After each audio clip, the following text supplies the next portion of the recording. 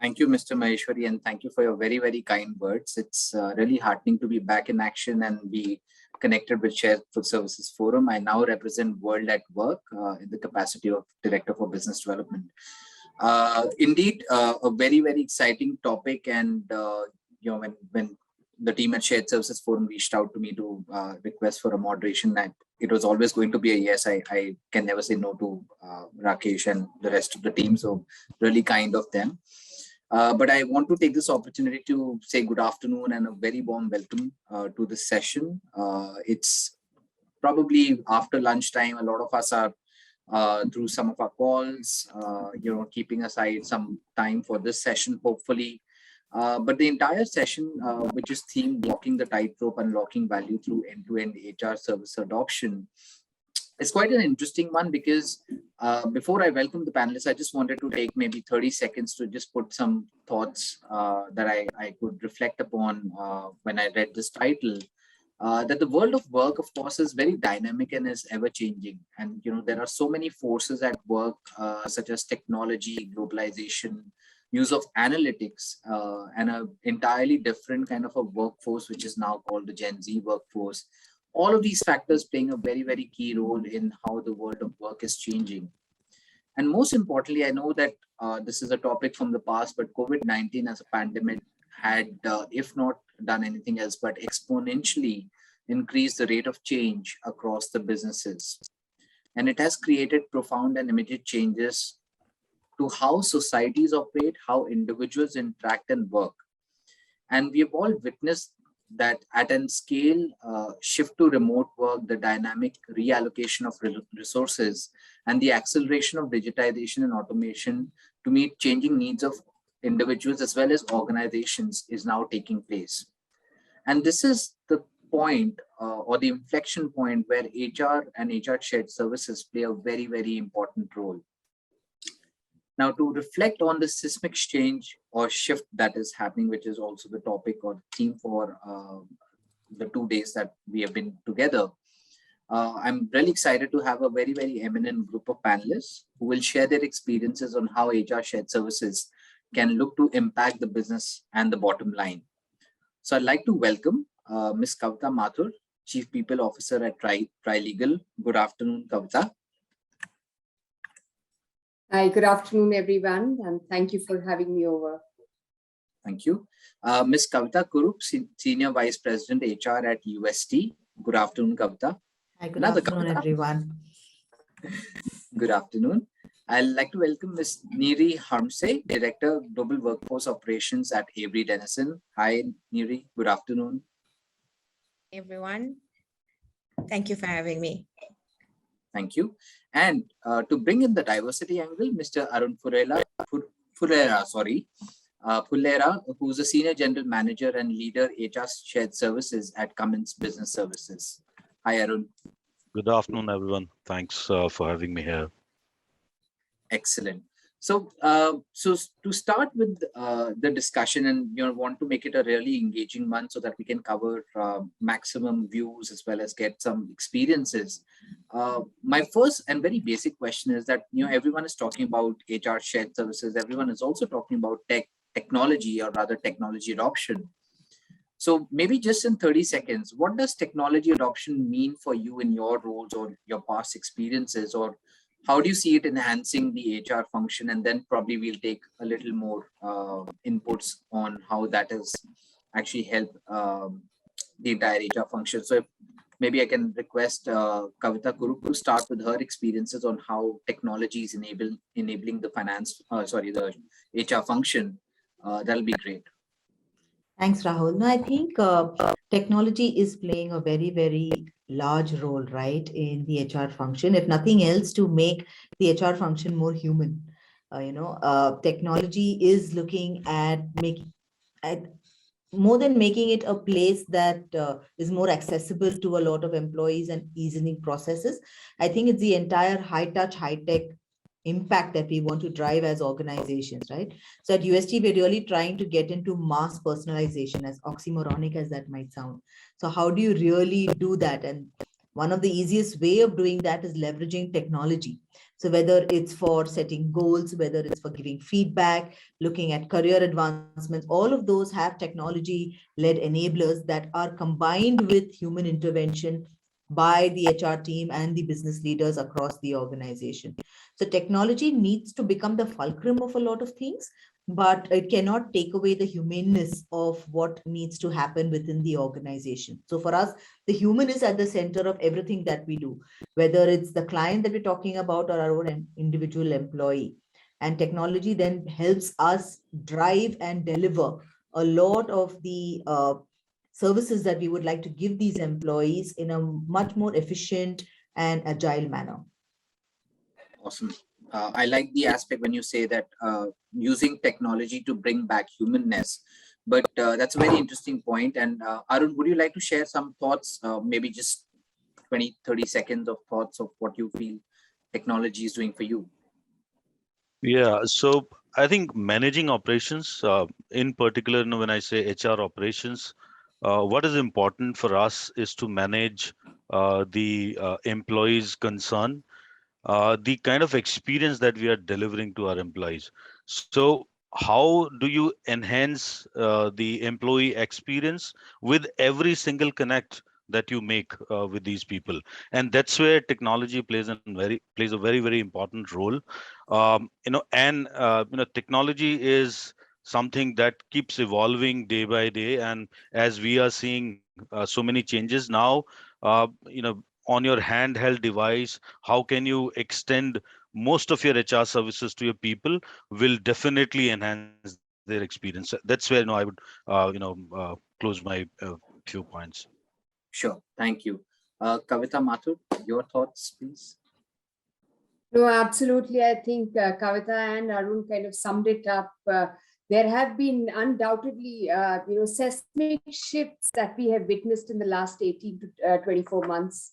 The business has changed the way it, manages its clients and day-to-day operations. And basically what HR therefore needs to do is to respond with agility and not taking away, the human touch, like Kavita said. And at the heart of everything is ensuring a consistent employee experience, or the PX, and agile technology. So responding to that through agile technology is what HR needs to do, is to be able to step up and deliver through that, that client experience. Sure, thank you. Neri, would you like to add on? You obviously in your role as a global workforce operations director, I think there's a lot of aspects of technology that you may be using. Sure. And Avery Dennison, one of our guiding principles is digital first and human when it matters.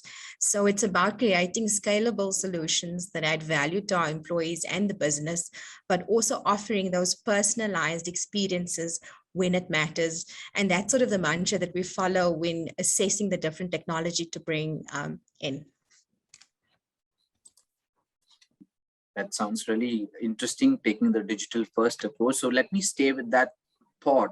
And Neri, probably this question is again for you, that, with so much of technology, one of the other things that's coming in into picture is the use of data analytics. So what kind of data can the shared services play a key role in providing to the business in terms of decision making, especially related to people's, things related to maybe performance, recruitment, productivity, and a host of others? What are your thoughts and any practical views on this? Sure. So in terms of the Avery Dennison strategy around our digital and analytics space, we're taking a few steps back before we go forward.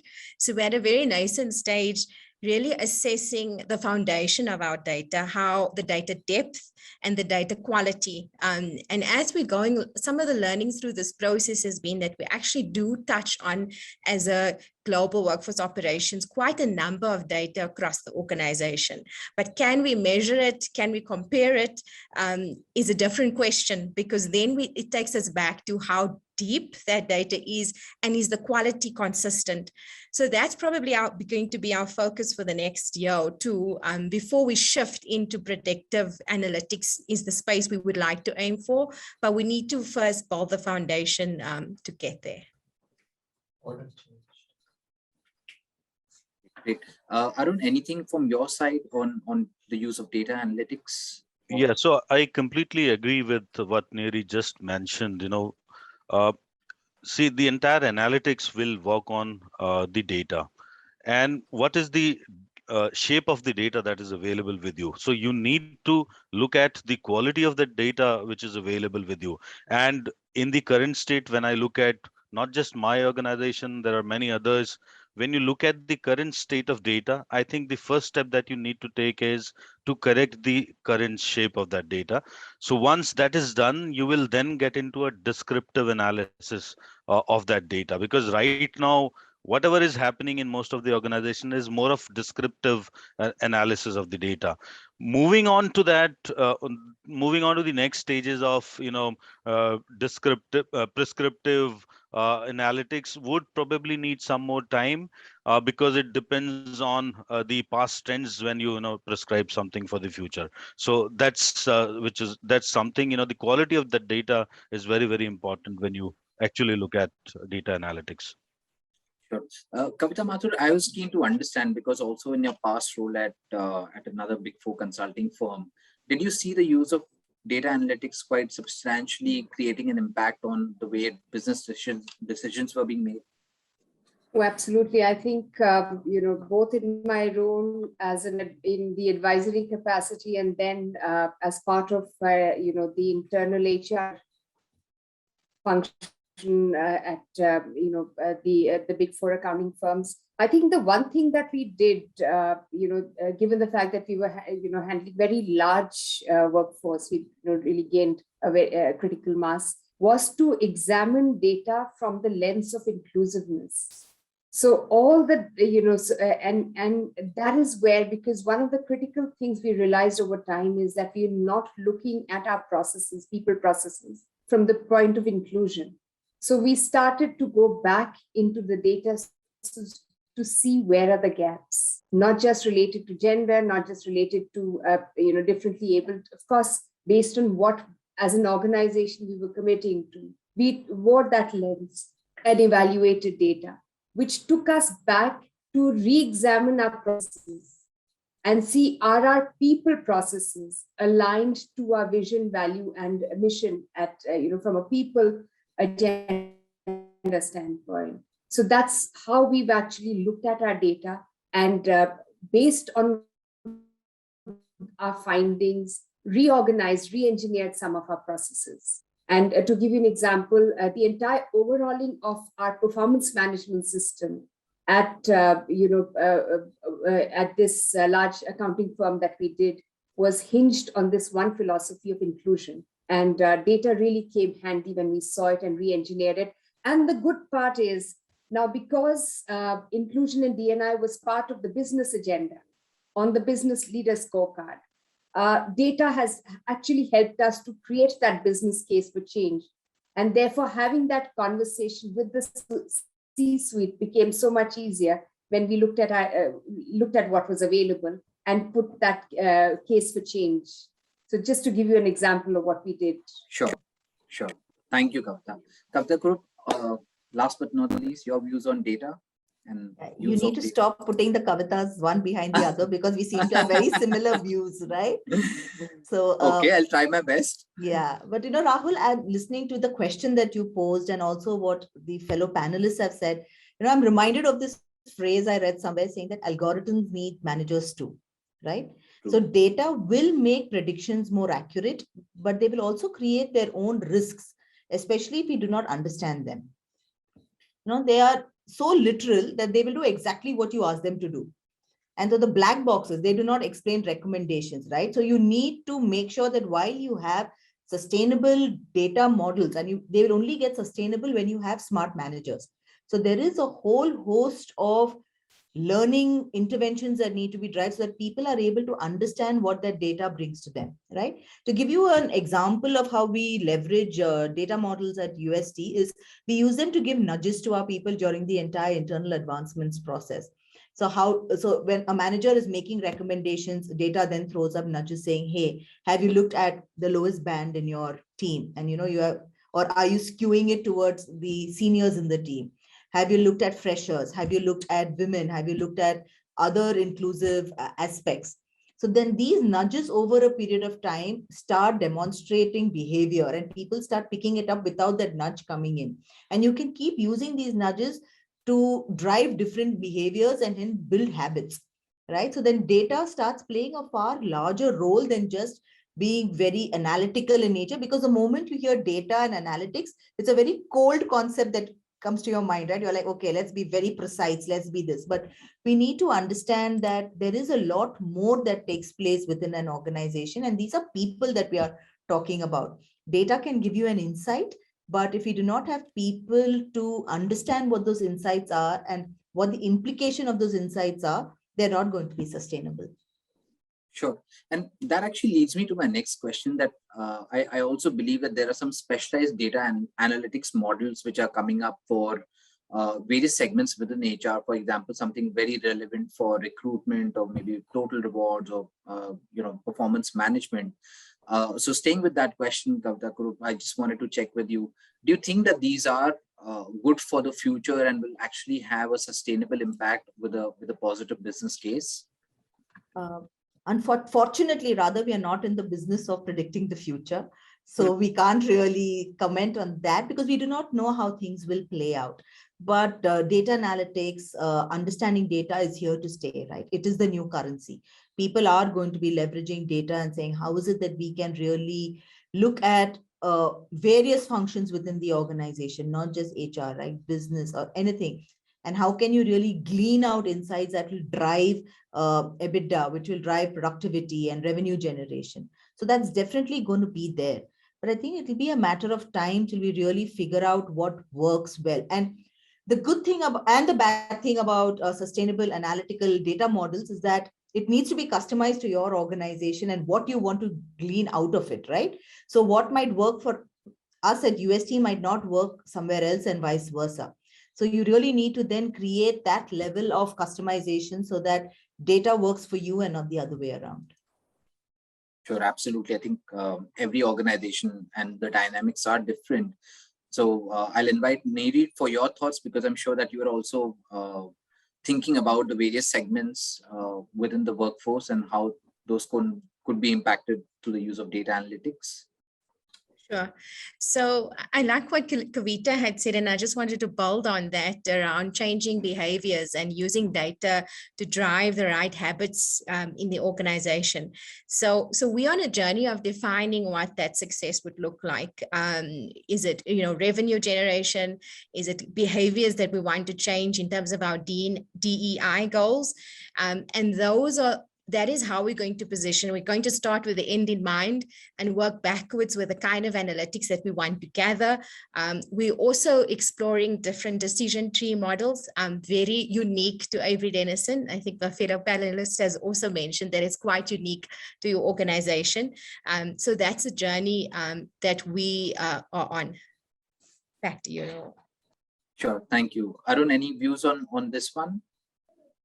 So, Rahul, currently, what we are doing is more of a descriptive, analytics at this point in time. We are looking at demographics. We are looking at, DNI of the organization, the current state, and then the multiple aspects of some of the processes like recruitment, where we measure time to hire, quality hire, and all of that. So this is the current state. But as I said, moving forward, looking at predictive and prescriptive pieces of analytics, I think that's where, as Kavita was mentioning, it's something where you need to have skillful people who are, that's where, we can hire those kind of people who are skilled in, doing your regression analysis, who are skilled at doing cause and effect, and then probably arriving to some conclusions. But at Sure. this point in time, what we are focusing more on looking at the quality of data, building on that at this stage, Rahul. Sure. Thank you. Kavita, any last thoughts on just this piece before we wrap up this segment and move to another part? I'm assuming it's Kavita Mathur this time. Yes, sorry, Kavita Mathur. But it's an interesting one. No, absolutely. I think it's at the heart of what you do is really what is your underlying vision and mission of any organization.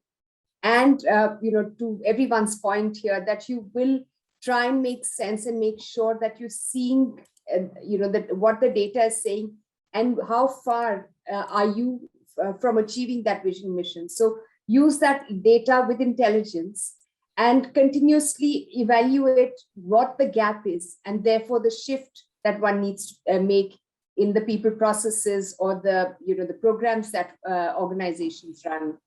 So I'd probably think it's about how connected is data, or how wide the gap is between what we are seeing on the ground, and again, vis-a-vis the vision and mission. Sure.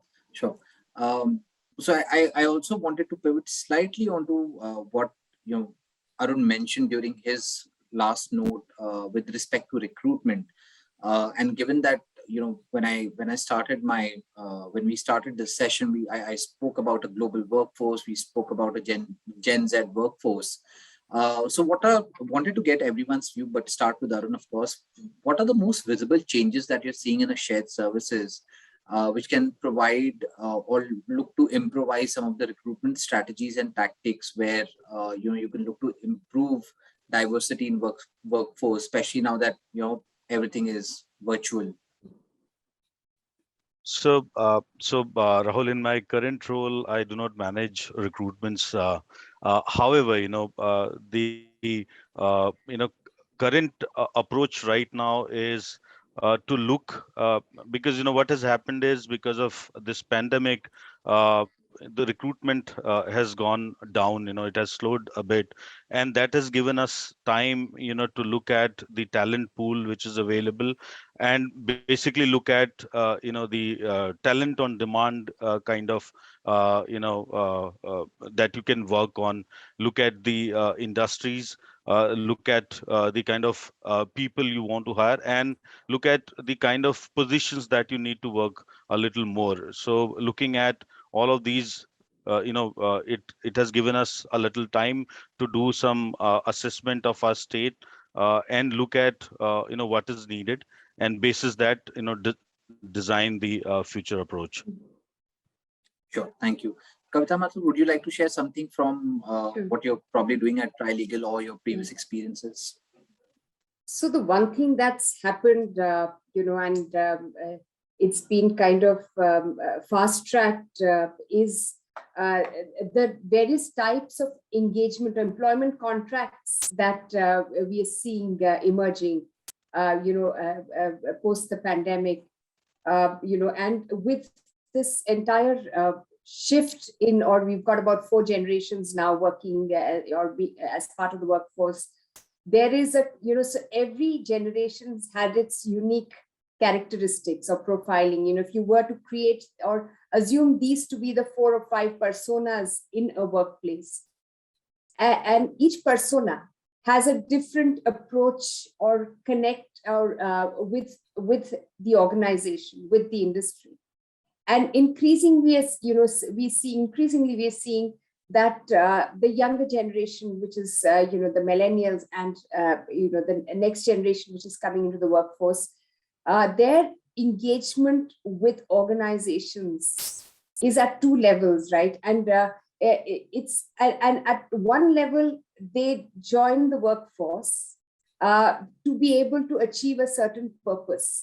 So they want to be connected for purpose with an organization. And for them, versus our parents and us, for example, as a generation, it has been the core of everything. Our reason for existence has been, for many of us, has been work, not so much for the younger generation. So they're looking at not just being part of an organization, but also being able to use this time to do many other things which connects to their purpose. Sure. Hence, with this shift in persona of the worker today, the need to look at our engagements with the workforce, that also brings us to the point of gig economy, right? Increasingly, the younger generation is looking at shorter duration contracts with organizations.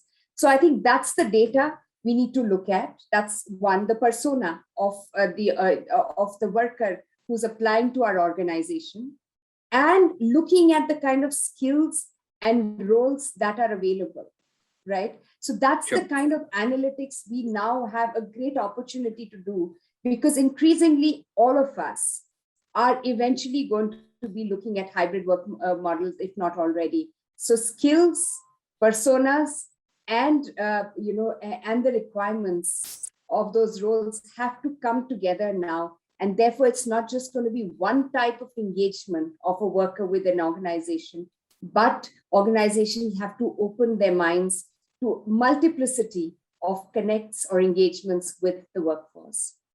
And that's going to really come out or get powered through data. Sure. Yeah, I was actually thinking while you were saying, or really talking and emphasizing on engagement.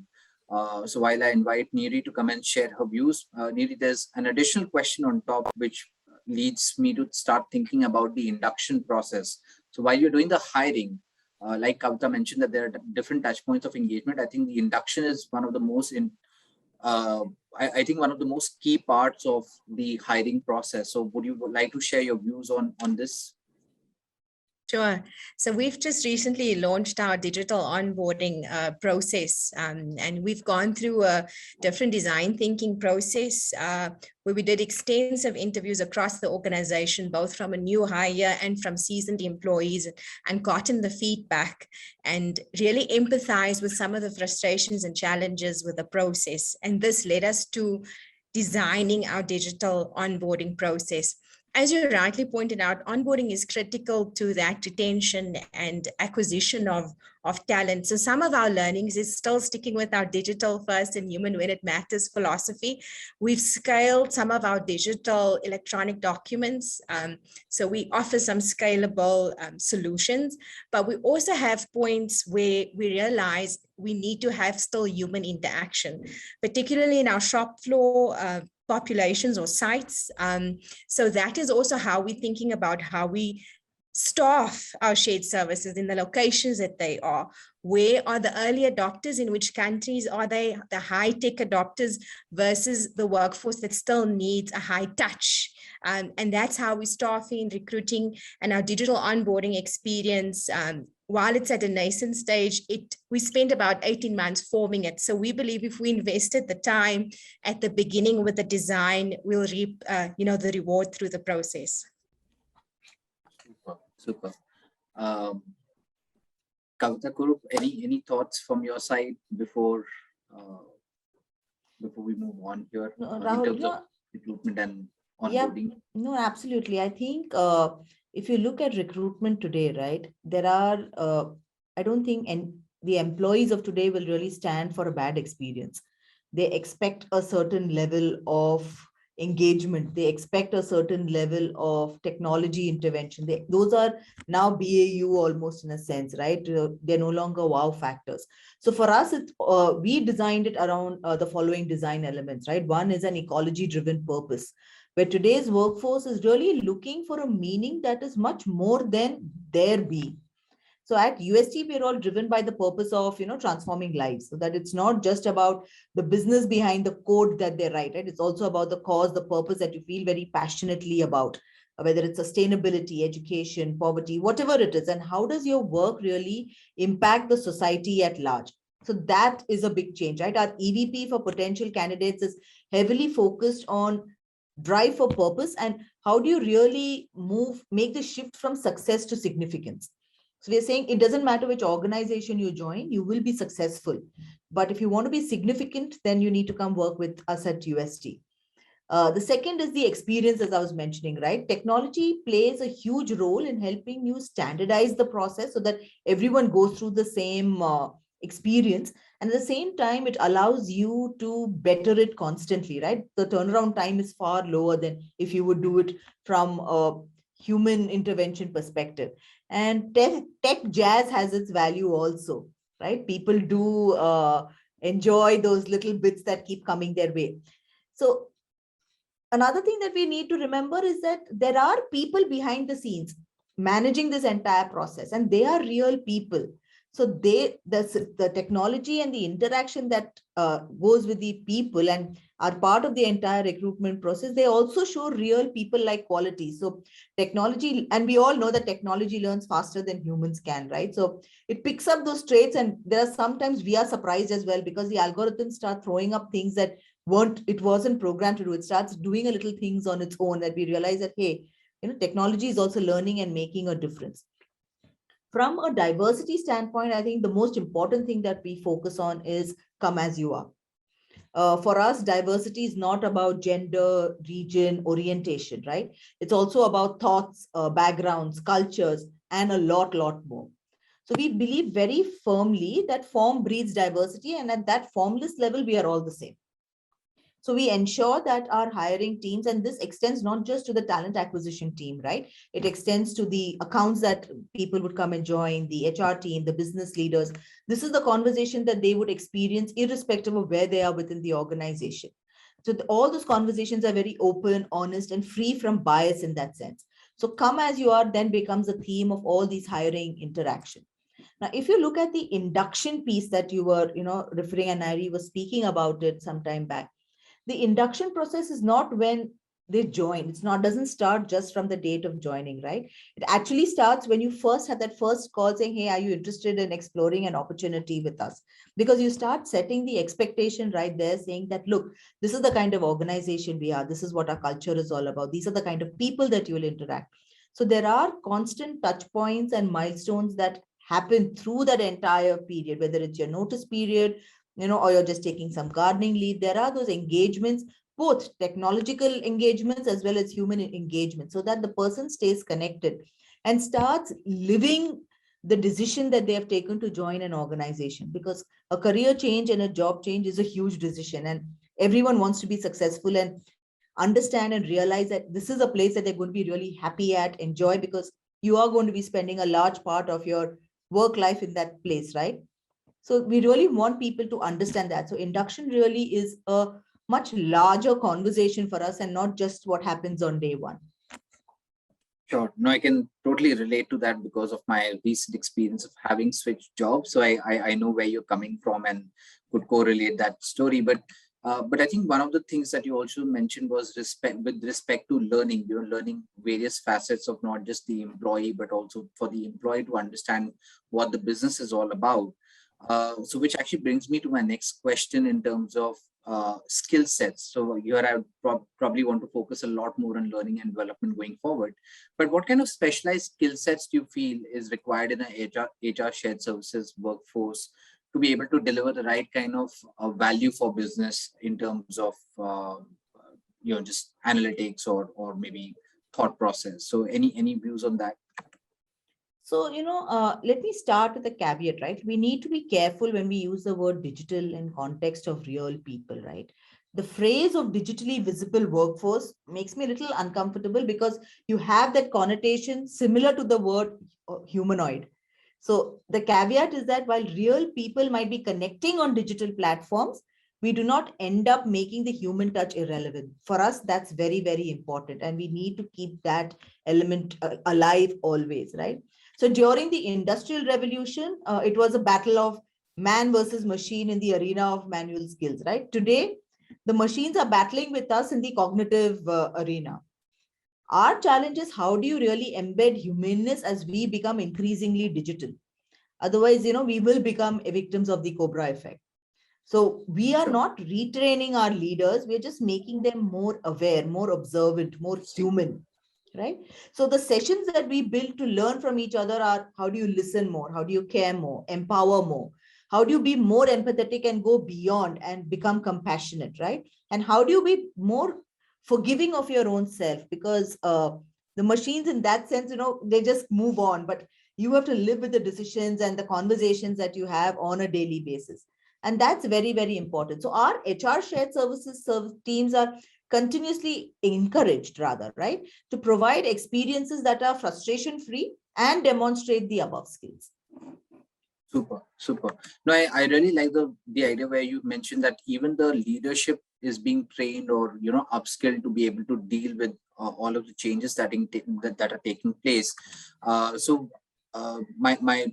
I wanted to get Arun's view on this as well in terms of the skill set. But Arun, if you could also share if there are any focus programs that you're running for your leadership team to be able to deal with this expansion and boundaries.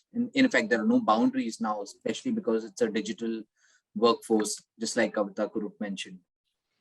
Yeah, so Rahul, when this pandemic hit us, initially we had a different mode of working, connecting face to face, resolving things.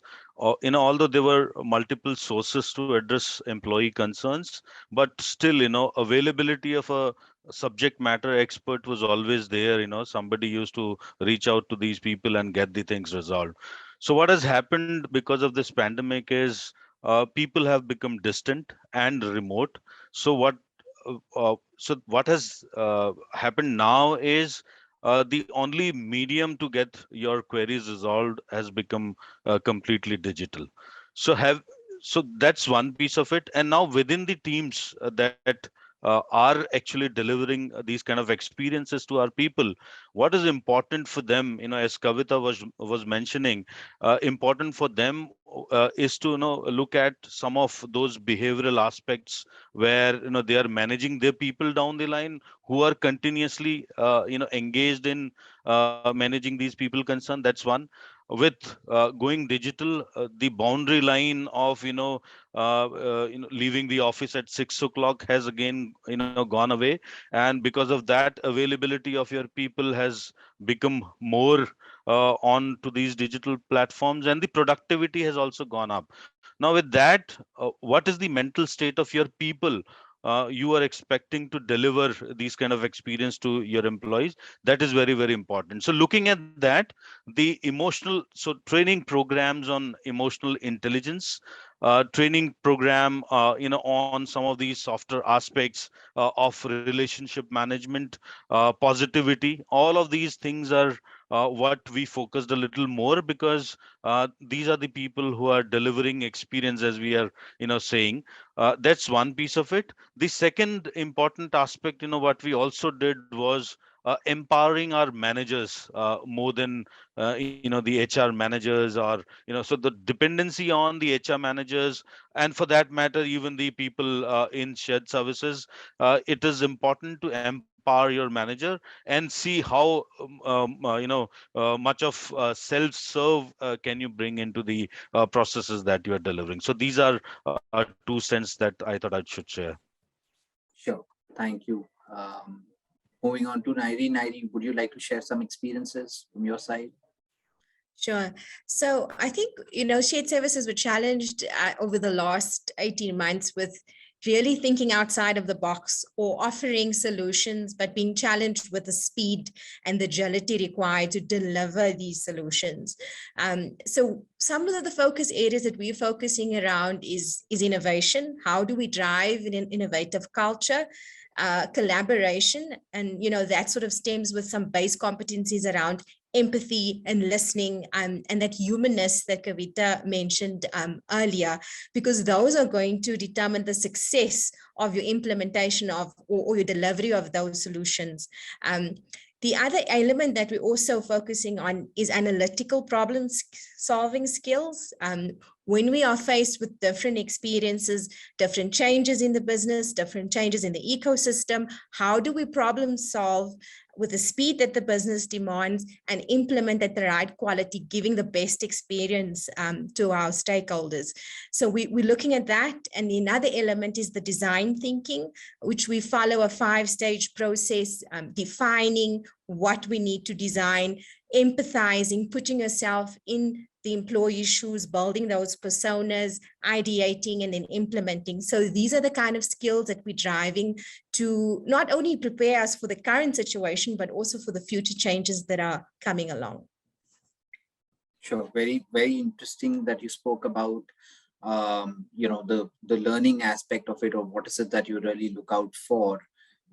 So I'll touch upon that in my next question, but Kavita Mathur, coming to you to talk about the same question in terms of learning and development requirements, and what is it that you're doing with the global leadership team to make them more aware about a boundary-less workforce? I think one thing that kind of cuts across all organizations today is the need for empathy, and that's a given today. I think that increasingly there's a need to, from amongst business leaders to become more sensitive to the individual's needs. So that, I think that's a change, which is I'm hearing and seeing being witnessed across all organizations. And equally is this entire, especially in the, in the professional services firms, the one thing that's being really pushed hard for is collaboration.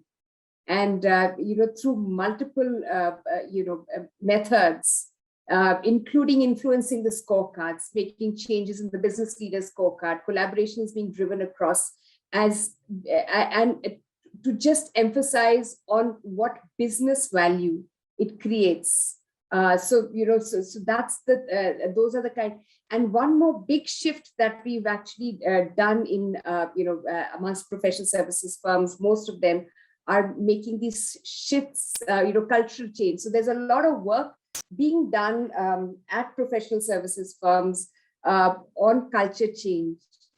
And some of the tenets of culture that we've been talking about is being in the moment, right? Being here now. Laying emphasis, and we've done a host of trainings on this for leadership especially, and I'll talk a little about how we went about doing this. So one of the tenets, like I said, was being here now.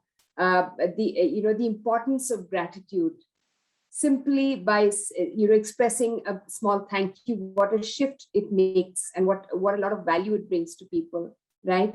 The importance of understanding the ladder of inference, which is not applying filters, right?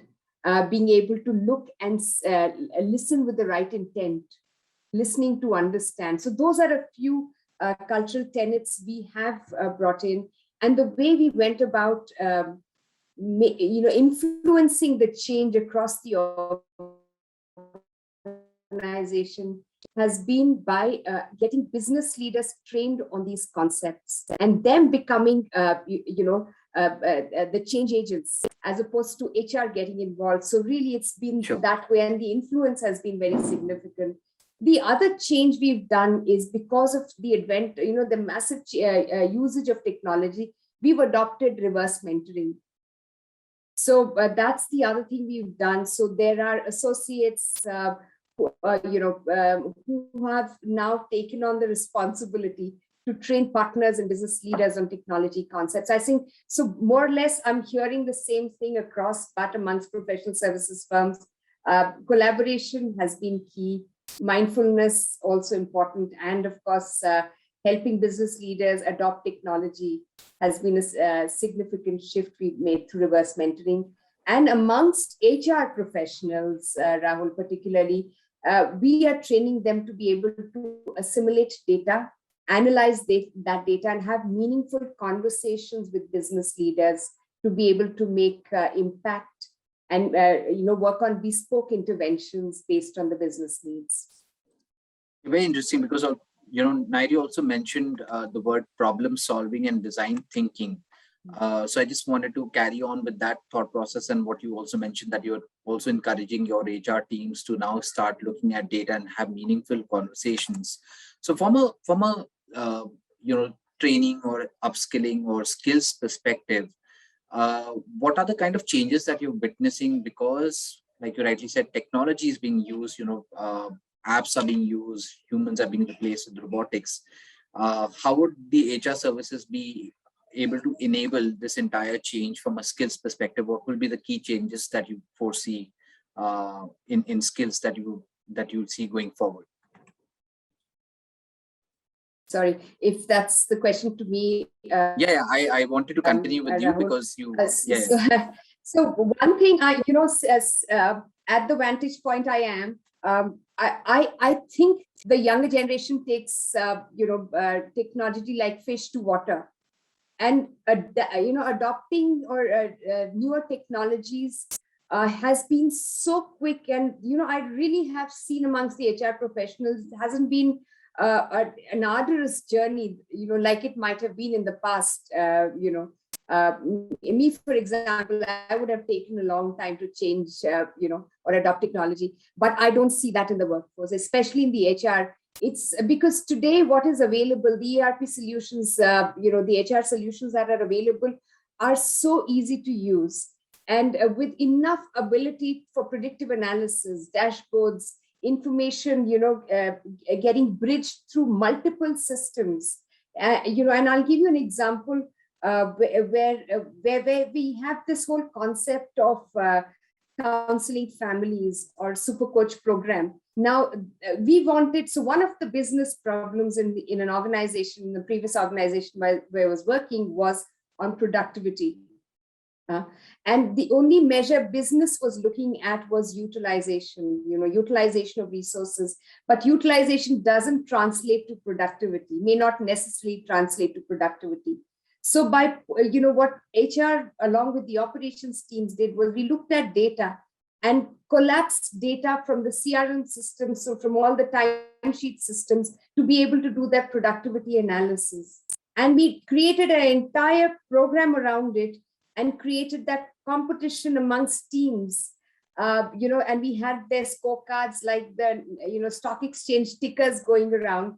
And every day, everybody was able to see what's the change in their productivity and overall, where are they stacking up in the race. So those are the kind of things that younger generation want, things that they can interact with. It's more intuitive. So HR has been able to do that. And I think to respond to your question, I don't think today's HR professionals need to be trained, but they're smart enough to see what is changing. That's where the skill is, to intuitively see what's happening around them, right? Not forget that they're people that they are supporting, their stakeholders still are people, and basing that analysis on, on what is needed. That's the kind of agility that's required from a HR professional, not so much on technology tools. Sure, thank you. Arun, any thoughts on the skill sets that you are seeing in terms of requirements and changes that we have? Yes, definitely. So, I was, in addition to what Kavita just mentioned, because I am managing again the HR folks, but my HR folks are the HR service delivery folks. So HR service delivery folks, we have a huge amount of focus on operational excellence and a good amount of focus on intelligent automation. These are the two areas that are continuously being adopted. So from an operational excellence perspective, the technology that we have adopted in our organization is Six Sigma. So more and more people are getting Six Sigma certified. So there are different levels, and we continuously see, how more and more people get, to the next levels of certification. That's one area, where we look at skilling and upskilling our people. The other area, which is intelligent automation. Now you would have seen, RPA has been there in the market for last 3, 4, 5 years now. Many organizations have adopted it. We are also looking at doing that. So now, as we get into that journey, are we having those kind of people who will help us deploy all of that? So that's again one of the other area in terms of upskilling. So identifying some of our existing resources, training them on these technologies. So these are two of those areas where we are doing upskilling of our people. Sure. Thank you, Arun. Sorry, I'll just quickly move on and request Nairi and also to end with Kavita Kurup to quickly share their views on this, because we are also having a few questions that I'll try to pick up before we close the session. So Nairi, very quickly, just your thoughts on besides problem solving and design thinking, anything else that you see coming as a skill set requirement? Sure. So I'll be short. I think one key thing is also to look at your learning approach. So some of the activity that we've done is to make sure we offer a blended learning approach, learning from others, learning from other people outside the organization, having different gamification models to reinforce that behaviors, giving them flexible learning, so more solving problems as opposed to sort of classroom or training sessions. And then the third one is making sure that for those that still want additional learning, that it's available on demand. So we have spent some time building our comprehensive knowledge database, comprehensive different programs that are also available as part of the change in upskilling our shared services. Sure. Thank you. Kavita Kurup, your last word, please. Definitely not the last word, because I'm just going to build on what my other panelists have shared. But I think the question is a lot more than just skills, right? Skills is at a much lower level in the entire development continuum, right? We need to really build mechanisms to create that mental shift from axioms to agnosticism. And for us, that spirit is very, very important. The stance of maybe, may not be becomes a genesis of pursuit of knowledge. So how do you really create a space where people can not only learn what they require to do their job, but to have agenda-less learning, right? How can they just learn for the sake of learning? And then, curiosity and learning agility become the most important skills that you need to have to stay relevant in this dynamic environment. So helping people learn how to learn becomes one of the programs that we focus on a lot. Like, how do you really help them to make those shifts and keep learning continuously throughout? So UST is always known for its born to learn culture. It's something that you do when you join, and you do it as you grow within the organization. So without any utilitarian objective, how can you really focus on learning? And I think one of the shifts that we have made very consciously is the shift from designing for efficiency to designing for resiliency, so that irrespective of what's happening within the environment around us, people will still be able to survive and thrive. Sure. I'll just quickly move on to a couple of questions in the, looking at the clock, we are also just about 5 minutes away from close. But just a couple of questions. I think there is one from Srinivas Varanasi, where the question is predicting attrition, predicting performance through analytics or AI. What have been your experiences? So maybe Kavita Kurup, you could answer, and if someone wants to join in and throw a couple of pointers in there, please feel free to. Sure, thanks, Rahul. No, a lot of these analytics and AI really give you, pointers. They won't really be able to predict to the extent that we would expect a technology system to predict, right? It wouldn't hand out and say in 3 months, 4 days time, so-and-so is going to move out of the organization. But what it will do is create those early warning signs so that you get some triggers to have human intervention to prevent that kind of attrition taking place, so that you get those triggers. So it has been very, very helpful. But again, it goes back to the larger question that we've been having since the last hour, is that how well prepared are you to use those insights, and what is the ecosystem and framework that you have built to leverage that insight? So if you do get those insights, do you have an engagement plan ready? Do you have people trained to have those conversations? Do you have alternates available from a career management perspective to offer to that person so that attrition cannot take place? So unless you have all of these ancillary processes in place, it becomes very difficult to hold technology accountable for predicting attrition and a lot of the other things. Technology should be considered as an enabler to the work that we do, and not the be all and end all of all that we do. Awesome. Anyone else? One last comment or word before I formally close the session? Kavita Mathur, I think Kavita summed it up very well. It's an enabler, and making sense from it and doing what is required thereafter needs an entire ecosystem to be available in the organization. Wonderful. On that note, Kavita Kurup, Kavita Mathur, thank you very much. Arun Fulera, thank you very much. And Naidi, also thank you for such wonderful views and practical insights that you have shared. Thank you for being a part of this session. I would now like to hand over the session to Ika Chaturvedi Banerjee, who is the former CEO of Future Learning of Future Group, and she will be taking up the business storytelling session on the topic of building employee resilience with working life design, employee success, and empathy. So Ika, over to you, please.